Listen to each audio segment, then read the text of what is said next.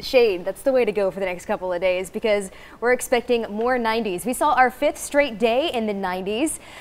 And that's really unusual for May. Typically, on average, we see about 2 days in the 90s. The most we've ever seen is 11. We'll get to about 10 days in the 90s before we slide into June.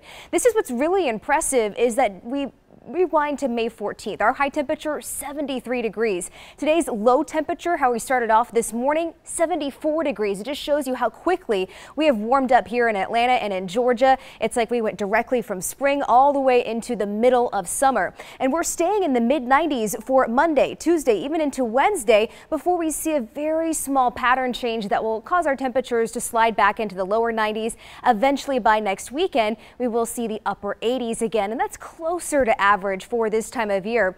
But hold on, because the heat is still going to be here for the first part of the upcoming week.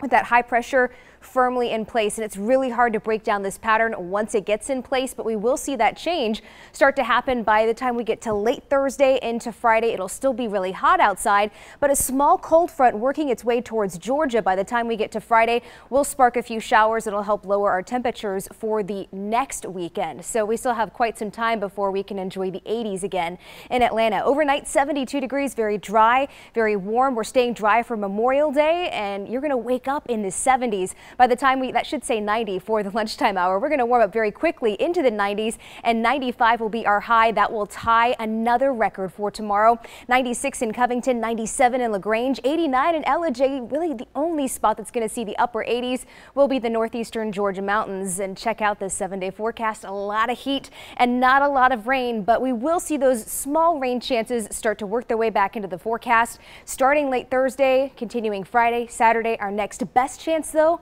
is still a week out.